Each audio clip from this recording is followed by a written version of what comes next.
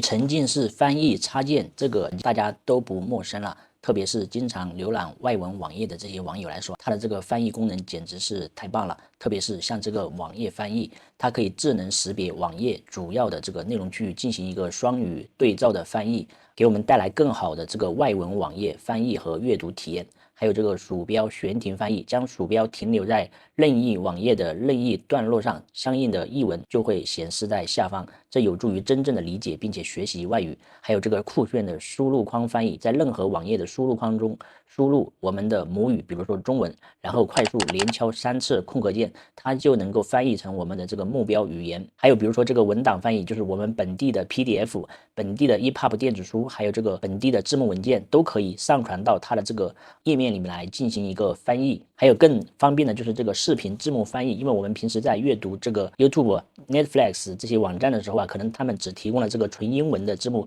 让人看起来很吃力。如果有了这个插件之后，我们就可以实时的翻译这个英文字幕啊，给我们提供一个非常好的效果。说了这么多，但是这个沉浸式翻译插件它的翻译服务是要耗费这个算力的。那么目前来说主要有3种，一种是加它的这个会员，它的这个 VIP 会员 Pro 版会提供很多的这个大模型给我们用，比如说像这个 Cloud、像 OpenAI 的，还有像 Gemini 的啊，如果加了会员，他们会调用这些大模型的算力来进行一个翻译服务。第二个呢，就是免费的这些机器翻译，比如说谷歌的、微软的啊，这个就不说了，现在都是人工智能时代了，我们就不用这个机器翻译了。第3个就是我们自己拥有自己的算力来进行一个翻译，自己的算力又包括哪些方面呢？主要放2个方面。第一个就是像火山引擎这种云平台提供的这个 API 提供的算力，我们可以调用它的 API 来进行一个翻译。第二个就是我们本地部署的大模型啊，这对我们本地的这个硬件配置要求比较高，所以综合来看，如果你的这个电脑技术还可以，而且你的电脑配置也还可以的话，那么你可以在本地部署大模型，调用本地的大模型来进行一个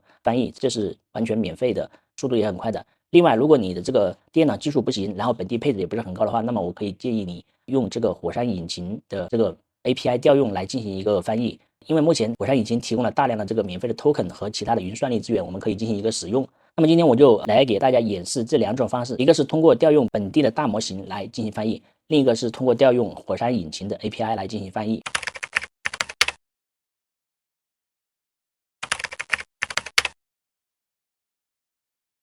首先是这个欧勒玛，欧勒玛就是说利用部署在本地的大模型来进行一个翻译。首先你需要查看一下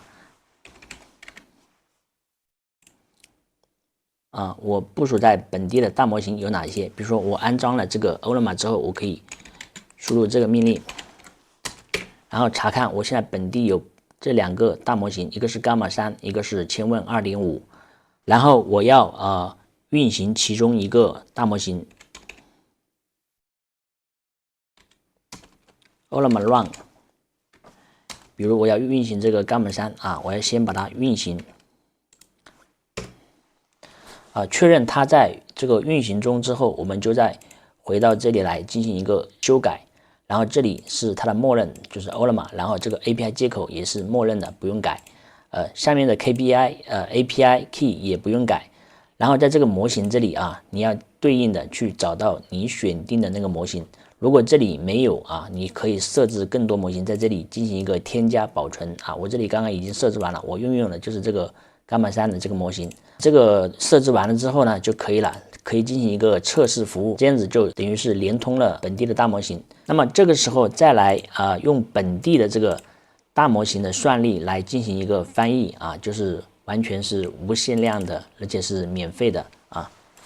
这个是非常好的。如果你的电脑本地有配置这个大模型的话，是非常好用的。但是这个对电脑配置要求很高，这是第一个方法。那么第2个方法就是通过这个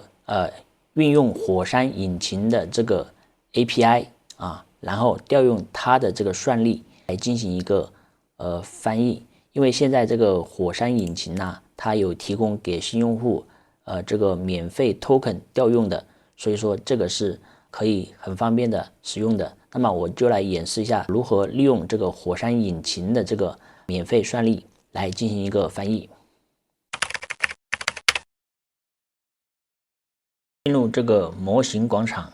这里就是 DeepSeek R1 的入口，我们点击查看详情。这是目前的一个 DeepSeek 调用的一个折后价，每100万 token 2块钱，输入输出是8块钱。我们点这里的模型推理，然后点这个自定义接入点就好了，然后点一个创建推理接入点，然后随便选一个名字，这里点添加模型，然后选择 DeepSeek。目前 DeepSeek R1 满血版是最新的时间是2025年1月20号这个版本，选择点确定。然后这里提示模型未开通，我们要进行一个开通，然后要进行一个实名认证。这边实名认证可以很方便的去选择抖音或者微信，然后认证一下就可以了。好，实名认证成功，返回，选中这个 DeepSeek R1后付费，勾选使用代金券，立即开通这样就是开通了。然后我们去控制台，点在线推理，选择创建推理接入点，然后这里再来一遍添加模型现在就可以直接选 DeepSeek R1，然后选择这个最新的版本，确定。这里就可以看到一个费用预估，它是按 token 付费的，目前已经赠送了这个50万 token 免费使用。然后这里点确认接入，再点这里的在线推理，这边我们就创建了一个接入点，最新创建了一个接入点，然后选择 API 调用，选这里的选择 API key 并复制，选择前往创建，我们就用这个默认名称吧，点创建，然后这时这个 API key 就已经生成好了。那么我们在火山引擎云的这个设置就算是成功了。那么获取到火山引擎的这个 API 之后，我们就回到沉浸式翻译的后台，在这边定位到这个火山方舟大模型，点击去修改，然后在这个 API key 这里输入这个刚刚我们取得的这个 API key， 然后这个接入点就是我们刚刚在这边新建的这个接入点，复制这个接入点就行了，然后把它粘贴在这里。只要这2步关键的设置好之后，基本上就没有什么问题了。点击测试一下服务，测试成功之后，说明这个 API 调用成功了，我们就可以运用这个火山方舟大模型来进行一个设置。我们可以将它设置为默认，然后我们下次翻译的时候，我们就可以在这里选择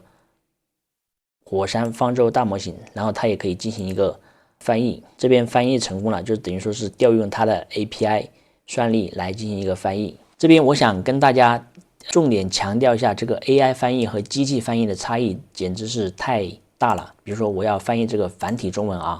那么如果是这个 AI 大模型来翻译的话，它是会根据你的这个意思然后进行一个翻译的，并不是说直接把这个简体中文就写成繁体中文，那是机翻的效果就是这样子。但是这个大模型 AI 来翻译，它会理解你的这个意思，然后根据你的意思的语境翻译成这个繁体中文。比如说我简体中文写的是 Manners 的火爆，它翻译成这个繁体文的这个习惯的时候，它写的是 Manners 的爆红现象。